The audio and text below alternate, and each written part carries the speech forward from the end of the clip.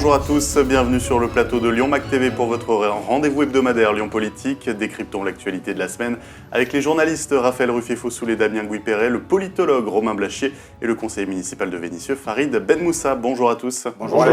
Au sommaire aujourd'hui, les élections législatives dans le Rhône. Après 2 semaines à analyser avec vous les 14 circonscriptions de notre département avant le premier tour, les urnes ont parlé et ils ne sont plus que 33 qualifiés pour le second tour. Les habitants de la 3e circonscription ne voteront pas puisque l'écologiste Marie-Charlotte Garin a déjà été réélue députée. Alors projetons-nous sur le second tour. Messieurs, maintenant qu'on sait qui s'est désisté, quels sont les candidats qui sont en ballottage favorable, votre pronostic sur le nombre de députés RN, NFP, macronistes et LR. Damien, pour commencer.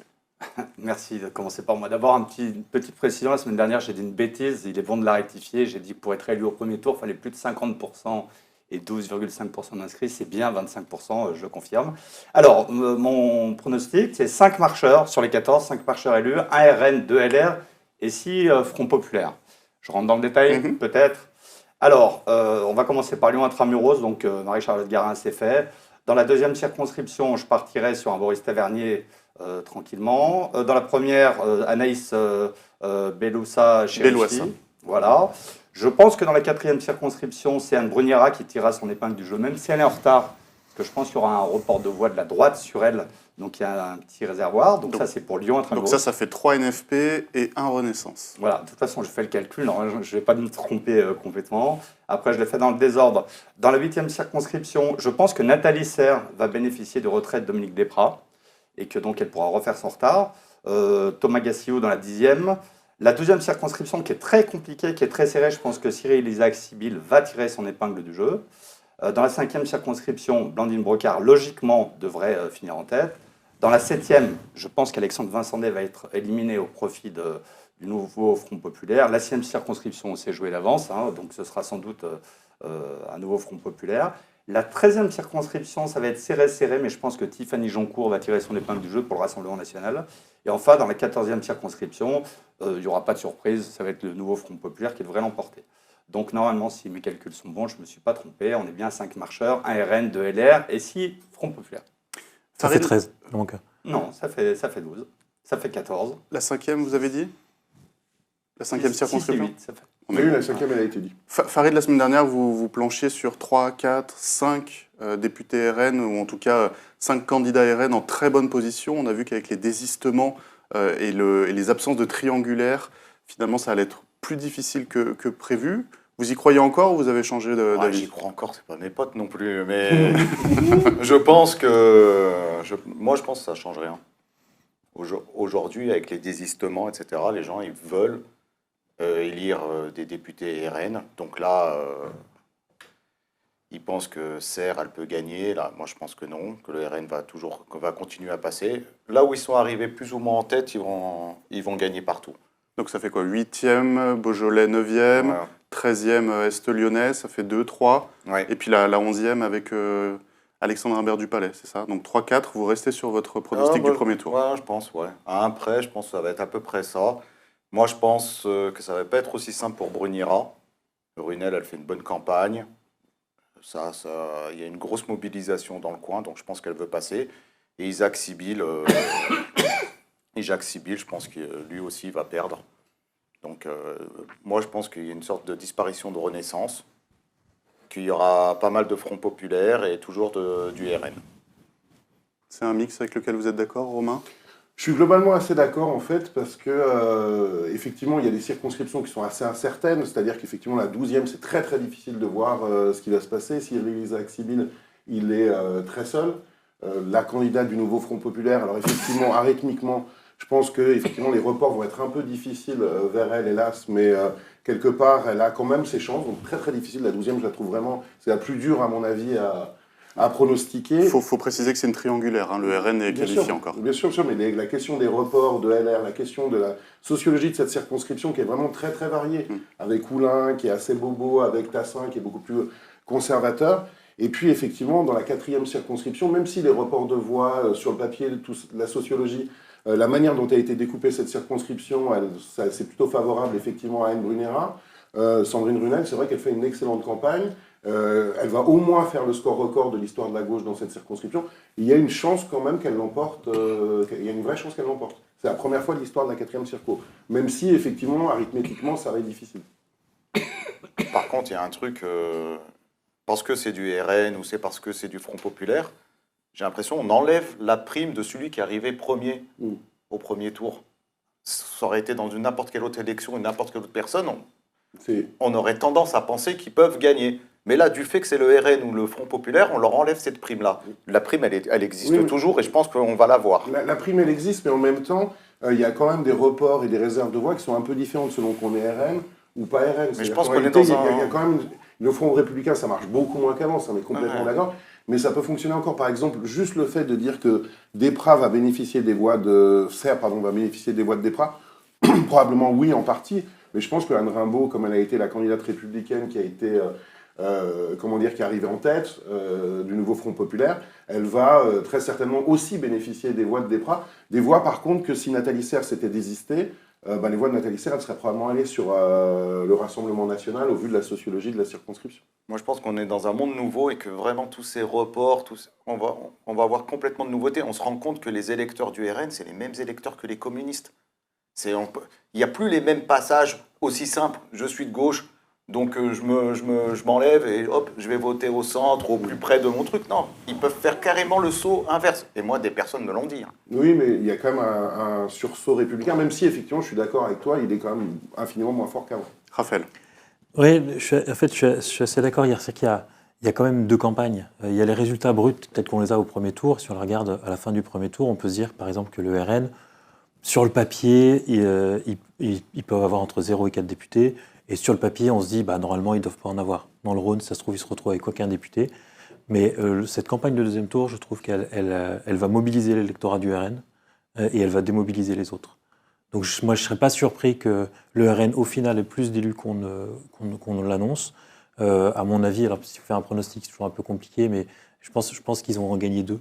Je pense que la 8e circonscription, qui est une triangulaire, c'était une quadrangulaire, c'était la pire des quadrangulaires possibles, avec la gauche qui arrive devant, qui est deuxième, qui est la première des challengers, avec aucune chance de l'emporter, mais qui du coup veut pas se retirer puisqu'ils sont arrivés deuxième. Dans cette circonscription, le RN est en tête, ils ont 35%.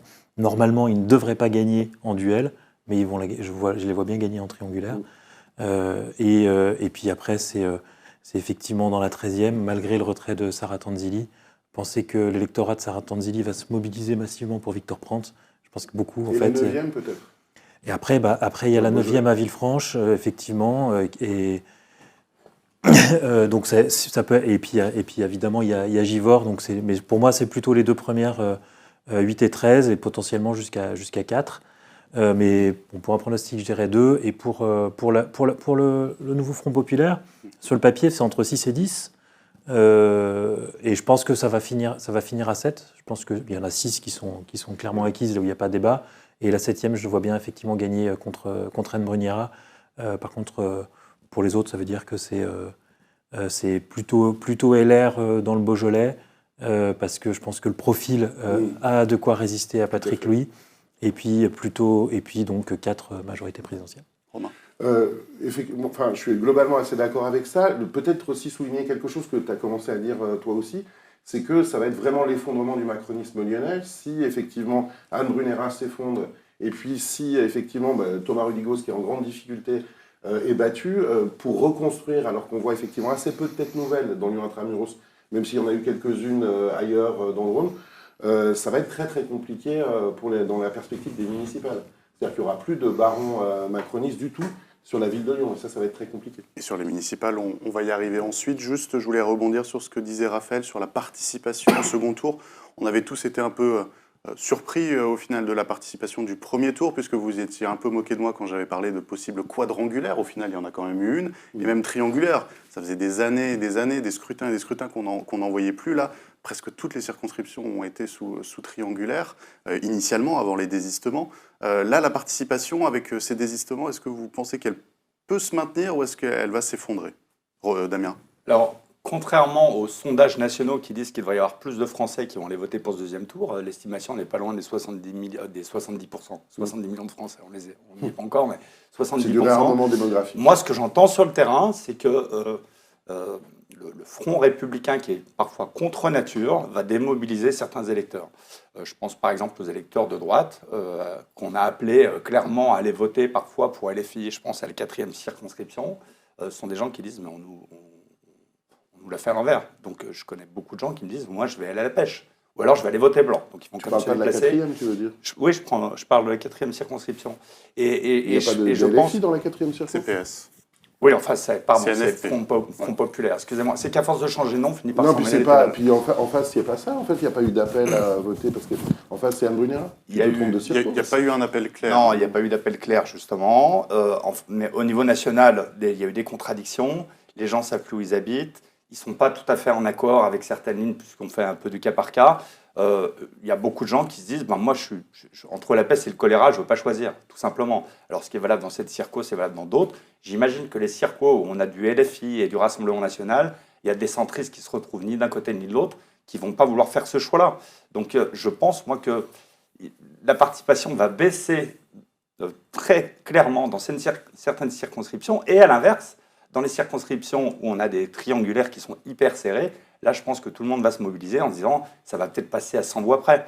Donc, je pense à la 8e circonscription, par exemple, ça va être hyper serré, et je pense que les gens en ont conscience et se disent là, il faut vraiment que j'aille voter, il faut que je me mobilise. Après, il y a d'autres circonscriptions où le vote va, à mon avis, s'effondrer. Je pense à la circonscription de Villeurbanne. Je ne vois pas une mobilisation à Villeurbanne absolument phénoménale. Je pense à la 14e circonscription, celle qui intègre notamment Vénissieux. Je ne suis pas sûr qu'il y ait plus de votes cette fois-ci que la dernière fois. Je pense qu'il y en aura même moins. Donc ça va être très variable, mais je ne pense pas qu'on atteigne les 70% effectivement d'électeurs en France. Moi, je tiens le pari contraire. C'est une élection qui est super intéressante.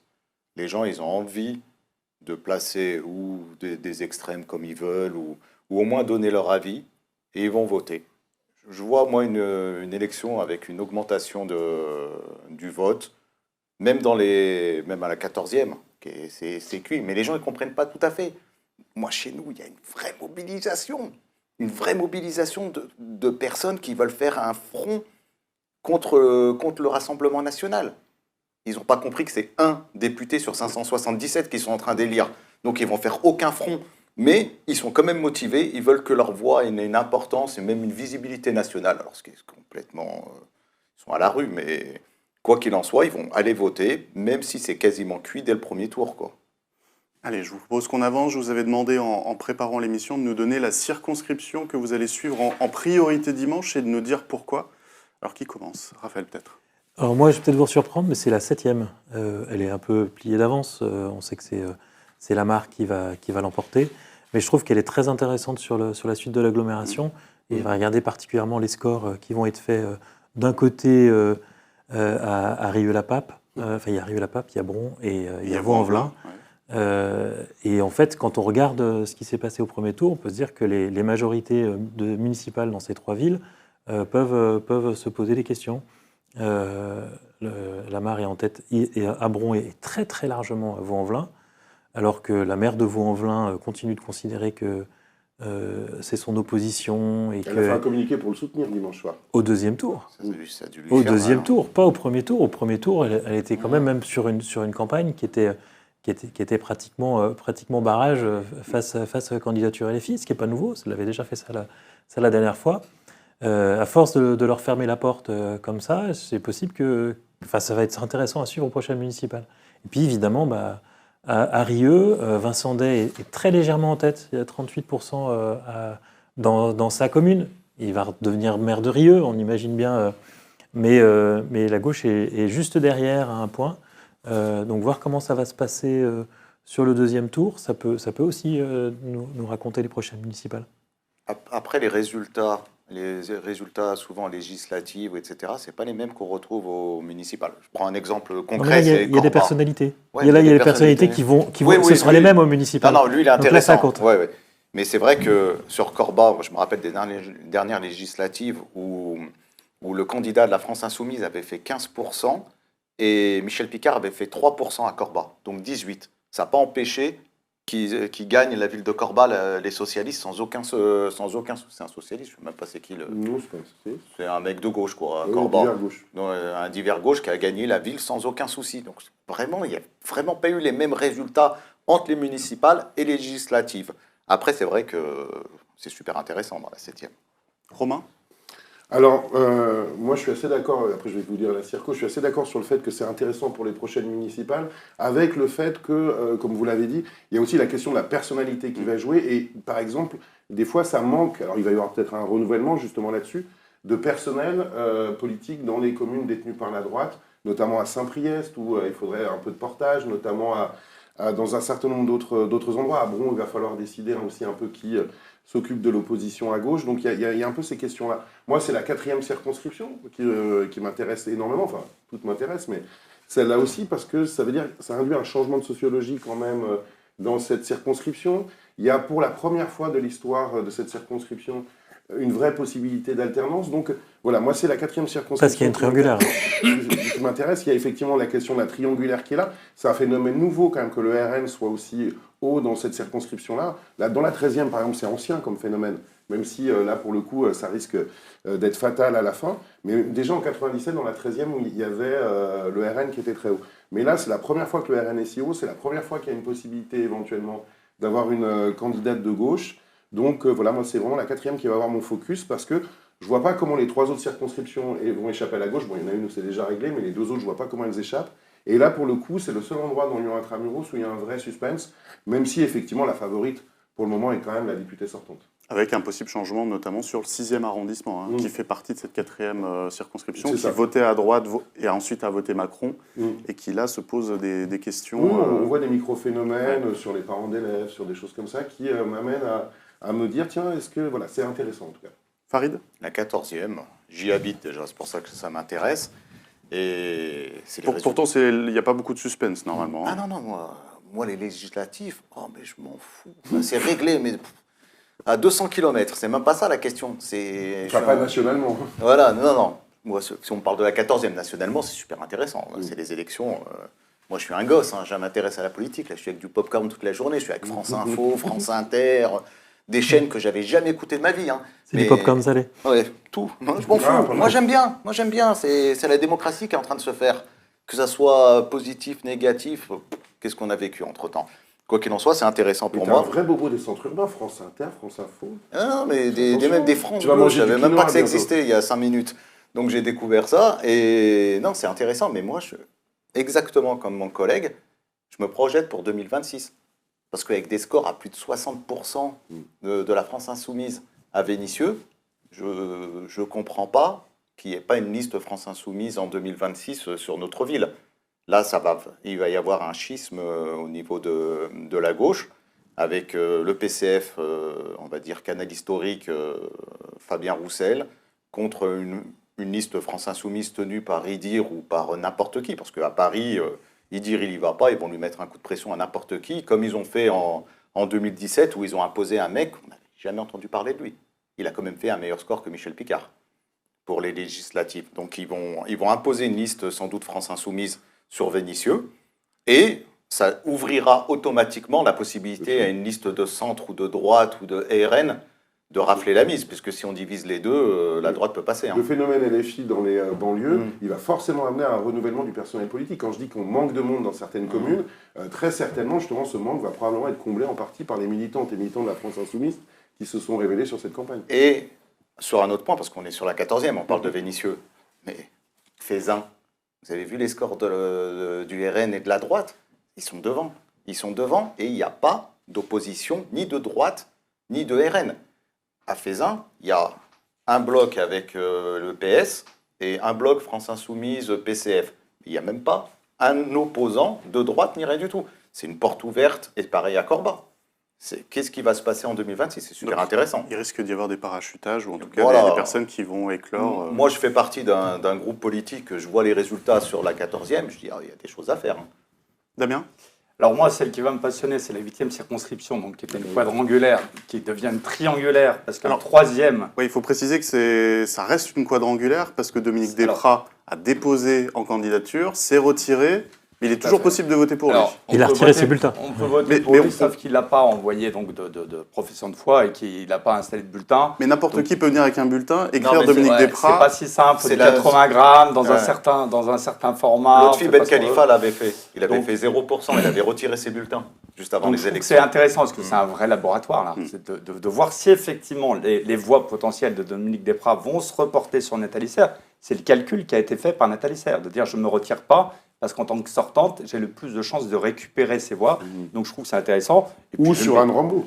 Parce que là, pour le coup, toi, tu dis automatiquement ça va dans la Nathalie Serres. Je suis sûr qu'une partie de Desprats non mais va aller sur il va y Rambaud. avoir- justement, c'est intéressant parce qu'il y a on va voir comment ces voix se partagent. Ok. C'est ça qui est intéressant. Et si elles se partagent, c'est le RN qui gagne. C'est, c'est ça. oui, ça peut être justement, c'est un vrai laboratoire. Là, c'est hyper intéressant. Après, je suis tout à fait d'accord sur la 7e et les conséquences pour les élections municipales. La 4e, Lyon Intramuros, est intéressante aussi pour les élections municipales. Bien sûr. Parce que Anne Bruniera a potentiellement des velléités de se présenter à l'élection municipale à Lyon. Si elle gagne, ça devient le cadre de la Macronie à Lyon. Si elle perd, il faut tout reconstruire. Donc je trouve que chaque circonscription est intéressante. En revanche, là où je rejoins ce que disait Farid, attention à partir d'un résultat sur un scrutin uninominal à 2 tours dans une circonstance très particulière, de ne pas faire une projection en voix pour des municipales qui ont lieu en 2026, parce que je trouve que ça n'a pas non plus complètement du sens. Là où ça a du sens, c'est quand les gens sont éliminés, qui sont des gens qui avaient une vraie visibilité et dont on risque de tourner la page. Effectivement, Alexandre Vincendet, dans la 7e circonscription, s'il est éliminé, il n'est plus du tout dans la situation de se présenter à la métropole sous le même aspect, etc. Anne Bruniera, si elle est éliminée, bah, ça va être pareil, donc il y a une conséquence. En revanche, le report de voix, la retranscription des voix législatives sur des municipales, ça n'a pas de sens. Les municipales, c'est une élection vraiment d'hyper-proximité qui va porter sur des projets. Sur des Et personnes. donc, en revanche, oui, par exemple, sur les 14e Personne, mais circos, après, il y a quand même des rapports de LFI force. ne peut pas ne pas présenter une liste à l'élection municipale. Très clairement, ils vont être obligés de le faire avec ce score. Donc ça peut diviser effectivement Vénissieux et faire basculer Vénissieux d'un autre côté. Il y a un point qu'on oublie aussi, c'est que là, on a une double campagne électorale. Puisqu'on a fait la campagne électorale des européennes, et on a quasiment directement enchaîné sur la campagne électorale des législatives, ce qu'on n'aura pas en 2026. Là, ça va reposer les choses. La France insoumise ne fera jamais ce score-là dans des villes, parce que déjà, il y a le conflit israélo-palestinien qui a beaucoup joué sur le vote de la France insoumise. Qui Et sera probablement encore là. Après, ça sera là, mais pas le aussi calendrier violent. électoral, on n'en sait rien. Ouais. Moi, je pense d'ailleurs que Sandrine Runel va gagner la 4e. Oui, moi aussi. Et je lui conseille de bien en profiter parce que c'est pas sûr que ça dure très longtemps. Oui, parce ouais. que elle gagne quand même dans un contexte, si elle gagne, Elle gagne très avec une belle particulier. campagne. Allez, je vous propose qu'on avance parce que je sens bien que depuis le début, vous avez envie de vous projeter sur la suite, sur les élections municipales et métropolitaines. Lundi, on sera donc sorti de cette séquence électorale estivale très chargée avec les européennes puis les législatives. On a pu se rendre compte que certains territoires, certaines communes avaient de nouvelles habitudes de vote. À Lyon, par exemple, la gauche peut viser donc un grand chelem dans ces 4 circonscriptions. Et on se souvient des bons scores de Raphaël Glucksmann et de Manon Aubry. LFI qui fait des percées importantes dans certaines grandes villes. Alors, est-ce que ces résultats sont globalement réconfortants pour Grégory Doucet en vue de 2026 ? Puis je vais rajouter, est-ce que Bruno Bernard peut lui aussi entrevoir les élections métropolitaines plus sereinement qu'il y a quelques mois ? Alors, ça dépend comment on répond à la question. Si on prend d'un point de vue assez politique, oui, bien sûr, à l'issue de ces législatives, ils vont se dire qu'ils ont quand même de grandes chances d'être réélus. Et le climat politique est tel en France que, malgré tout, faire une liste dissidente à gauche sera quand même assez compliqué. Donc, pour eux, la situation est plutôt idéale. Mais après, quand on regarde, il y a quand même 2 gros bémols. C'est qu'on voit que les écologistes et on va dire la gauche social-démocrate classique n'arrivent plus du tout à se faire entendre en dehors du centre-ville. En centre-ville, ils sont vraiment pour le coup les rois du monde. Et dès qu'on en sort, soit c'est la France insoumise, soit c'est la droite ou l'extrême droite. Et on a l'impression vraiment qu'il y a des électorats et des candidats qui parlent chacun dans leur circonscription et pas du tout dans celle d'à côté. Donc ça pose si on répond de manière politicienne, pour la majorité de Bruno Bernard, ça pose une problématique qui va être probablement une recomposition de sa majorité, avec probablement des municipales où LFI, logiquement, devrait monter dans sa majorité. Donc ça sera quelque chose à gérer. Mais si on regarde plus en termes de politique au sens de l'intérêt général, il y a quand même une urgence à repenser le discours politique de la gauche et des écologistes, qui aujourd'hui est un repoussoir dès qu'on sort de la zone à faible émission. On peut le dire aussi comme ça. Et c'est un vrai problème aussi pour le pays. C'est-à-dire qu'à un moment donné, si le Front populaire n'est pas en situation de créer l'alternance, alors que les gens ne voulaient plus de la Macronie aujourd'hui, c'est que leur discours ne porte pas. Et que, pour moi, une des réponses, elle a été un peu esquissée par Renaud Père dans nos invités cette semaine, mais pour le coup, je pense que c'est assez juste. Elle est sur la question de l'aménagement du territoire, qui est pour l'instant absolument pas pris en charge, par personne d'ailleurs. C'est-à-dire que quand c'est la région qui s'en occupe, la région parle à ses électeurs et à la droite rurale, mais ne réfléchit pas à cette liaison entre les villes et les périphéries.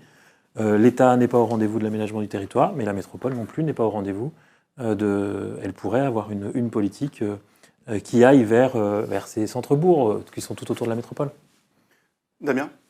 Alors moi, je pense que le nouveau Front populaire va exploser en vol au niveau national dès la semaine prochaine et que ça va avoir des répercussions sur la suite. Parce qu'aujourd'hui, la gauche, facile de dire la gauche, mais si demain les écologistes ne se reconnaissent pas dans LFI et que les sociodémocrates ne se reconnaissent pas dans LFI et que, ça veut dire qu'on va avoir une explosion au niveau national qui fait que peut-être en 2026, on va avoir des listes de gens qui ne partiront pas ensemble, à moins de recomposer complètement une majorité et d'arriver à souder tout ce beau monde.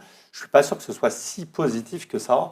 L'eau a le temps de couler sous les ponts quand même en 2 ans et ça va dépendre beaucoup de ce qui va se passer à partir de lundi en réalité et de cette gestion du pays.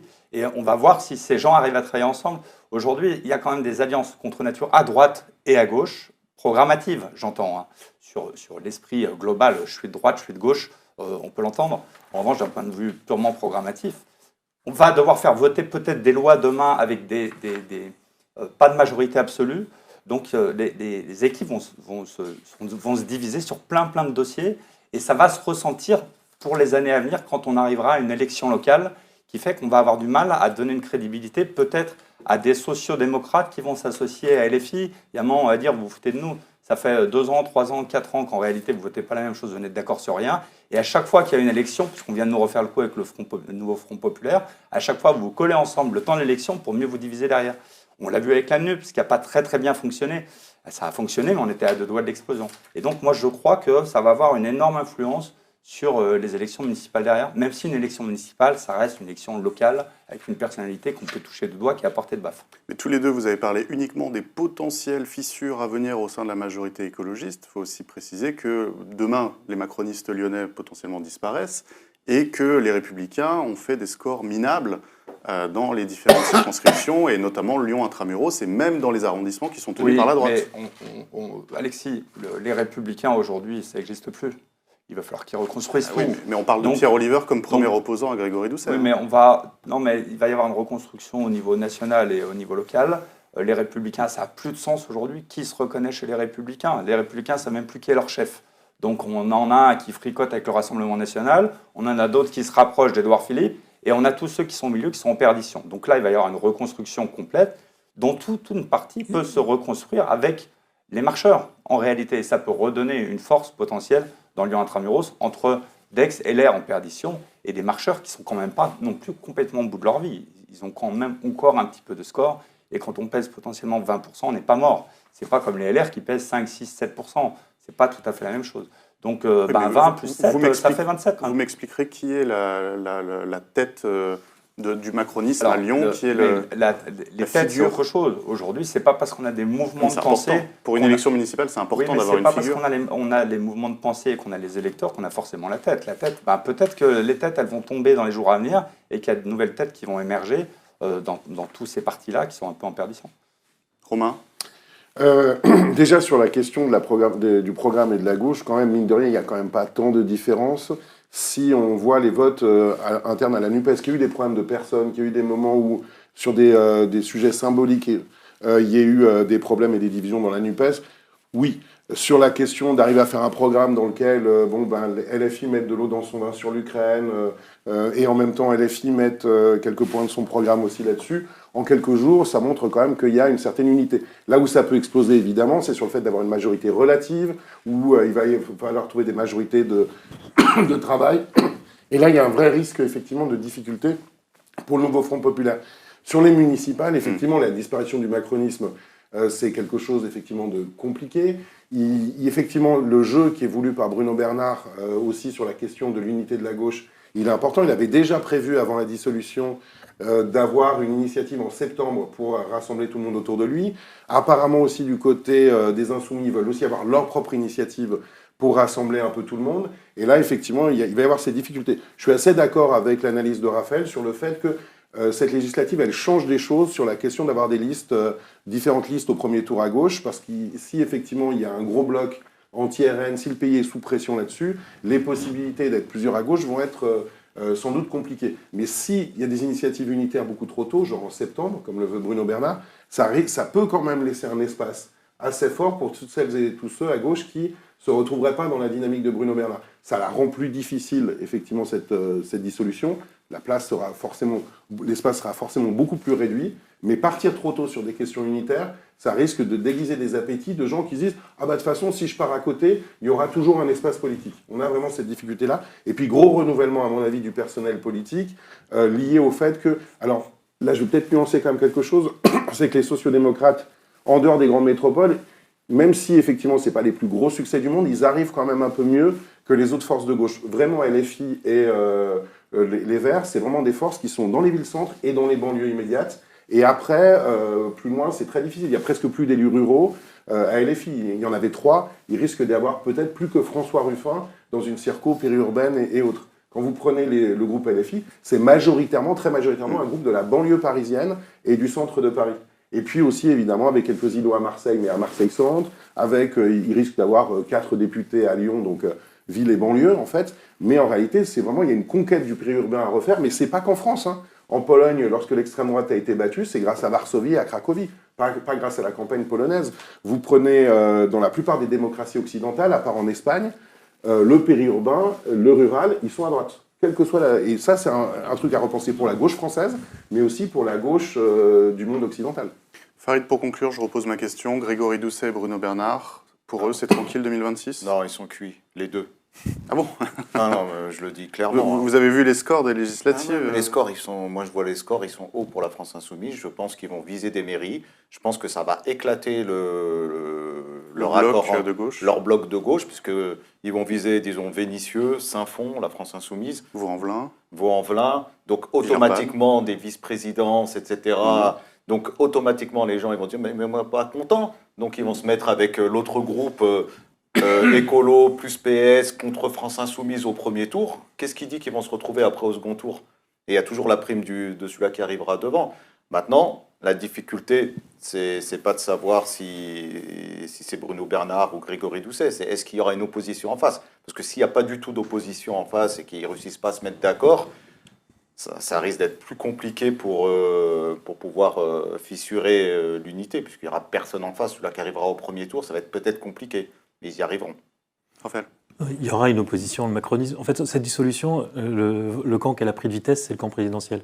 C'est celui-là qui n'a pas réussi à s'organiser. Normalement, là, ils auraient dû être dans l'après-Macron, et ils n'ont pas du tout eu le temps de s'organiser. Mais bon, là, maintenant, on y rentre, et d'ici les municipales, non, ce ne sera pas des macronistes, mais ce sera quelque chose qui sera peut-être autour d'Édouard Philippe, peut-être autour d'Attal, on verra bien, mais il y aura un bloc central qui va s'organiser, donc l'opposition, elle va revenir d'une manière ou d'une autre. Et après, juste pour nuancer ce que vient de dire Farid, il y a quand même c'est des élections qui se font par territoire, par commune. À Lyon, les écologistes sont quand même en bonne position pour garder leur ville, et donc ils auront le bloc majoritaire au sein de la majorité, quoi qu'il arrive, et leurs partenaires, oui, les partenaires, ce sera peut-être plus Hélène Geoffroy, ce sera peut-être plus Michel Picard, ce sera des LFI, et donc ça changera les rapports de force dans la majorité. Damien, vous vouliez rajouter quelque chose ? Non, je partage ces analyses-là qui disent qu'effectivement, dans la majorité, en tout cas pour la métropole, ça va être beaucoup plus compliqué, parce que je pense qu'effectivement, ça va créer des divisions qui n'existaient pas, notamment dans les communes citées par Farid. Lyon intramuros, effectivement, je pense que Grégory Doucet est plus à l'abri. Dans la métropole, ça va être quand même très très compliqué parce que le rapport de force ayant évolué, je ne crois pas qu'un Bruno Bernard puisse dire je reste là et je compose avec les gens qui sont là. Je pense que les fistes vont arriver et vont dire non, on prend le pouvoir parce qu'on pèse plus que toi. Donc ça va créer effectivement des tensions. L'exemple de Vaux-en-Velin est parfait. Vaux-en-Velin, Hélène Geoffroy, qui est une socialiste, elle va se retrouver avec des velléités de LFI de se présenter dans sa municipalité parce qu'ils vont dire mais on est bien plus fort que toi, on y va. Donc ça va quand même créer des tensions et qui peuvent être au détriment effectivement de la gauche à l'élection métropolitaine.